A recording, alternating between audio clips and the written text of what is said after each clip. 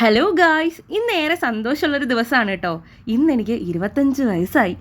അങ്ങനെ പ്രായമൊക്കെ ആയി. ഇന്ന് എൻ്റെ സിൽവർ ജൂബിലിയാണ്. അപ്പോൾ നമ്മളൊന്ന് ചെറുതായിട്ട് ആഘോഷിക്കാമെന്ന് കരുതി. നിങ്ങൾ കഴിഞ്ഞ വട്ടത്തെ എൻ്റെ ബർത്ത്ഡേ വ്ലോഗ് കണ്ടിട്ടുണ്ടായിരിക്കില്ലേ?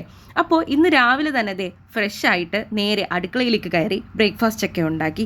ഇന്ന് നമുക്ക് ചെറിയൊരു ഫംഗ്ഷൻ വരുന്നുണ്ട്. അപ്പോൾ അതുകൊണ്ട് തന്നെ ഞാൻ രാവിലെ എനിക്ക് സ്കിൻ കെയർ ചെയ്യാമെന്നാണ് വിചാരിച്ചത്. പക്ഷേ ഇത് എത്ര വെച്ചിട്ടുകൊണ്ട് ശരിയാവുന്നില്ലടാ, ഇതെന്താ ഇങ്ങനെ? അപ്പോൾ അത് കഴിഞ്ഞ് ഞാൻ റെഡി ആയിട്ടുണ്ട്.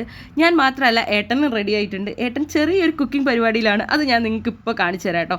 ഏട്ടൻ്റെ വക ഒരു സ്പെഷ്യൽ അടുക്കളയിൽ ഏട്ടൻ റെഡി ആക്കിക്കൊണ്ടിരിക്കുകയാണ്. അപ്പോൾ ഇതാണ് ഏട്ടൻ്റെ വക സ്പെഷ്യൽ കോഴി പൊരിച്ചത്.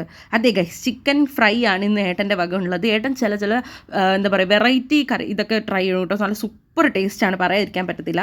അപ്പോൾ അതൊക്കെ കഴിഞ്ഞ് ഞങ്ങൾ എല്ലാം സെറ്റാക്കി, ഒരുവിധം ഡെക്കറേഷൻ സെറ്റാക്കി, എല്ലാം സെറ്റാക്കി, ബലൂണൊക്കെ വീർപ്പിച്ച് വെച്ചു.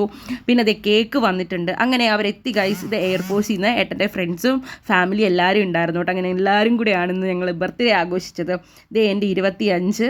അങ്ങനെ ഞങ്ങൾ കേക്ക് മുറിക്കുന്ന സുദിനത്തിലേക്ക് കടക്കാൻ പോവുകയാണ്. ഇത് എനിക്ക് 2 കേക്ക് ഉണ്ടായിരുന്നു കേട്ടോ. ഒന്ന് ഞങ്ങളുടെ കസിൻ ഗിഫ്റ്റ് ചെയ്ത കേക്കാണ്. അങ്ങനെ ഈ 2 കേക്കും ഞങ്ങൾ മുറിച്ചു.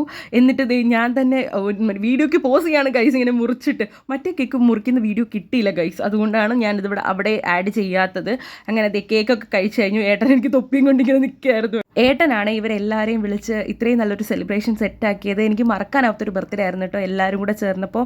പിന്നെന്താ, എല്ലാവർക്കും കേക്കൊക്കെ കൊടുത്തു. അവരും ഹാപ്പിയായി, ഞങ്ങളും ഹാപ്പിയായി. അങ്ങനെ ഫുഡൊക്കെ കഴിച്ചിട്ടോ. ഫുഡ് ഞങ്ങൾ അടുത്തൊരു റെസ്റ്റോറൻറ്റിൽ നിന്നാണ് പറഞ്ഞിട്ടുണ്ടായിരുന്നു, ബിരിയാണി ആയിരുന്നേ. അങ്ങനെ ചേച്ചിമാരെല്ലാം കൂടി വൈബാക്കിയിട്ടോ. ബർത്ത്ഡേക്ക് ഡാൻസും പാട്ടും എനിക്കറിയില്ല റീലും ഒക്കെ എടുത്തു. അങ്ങനെ ഫുഡൊക്കെ കഴിഞ്ഞ് ഏകദേശം 11 മണിക്ക് വന്ന എല്ലാവരും 5, 5:30, 6 മണിയായിട്ടോ തിരിച്ചു പോയപ്പോൾ. അങ്ങനെ ഈ വർഷത്തെ ബർത്ത്ഡേ കഴിഞ്ഞിരിക്കുകയാണ് ഗൈസ്. ടാറ്റാ.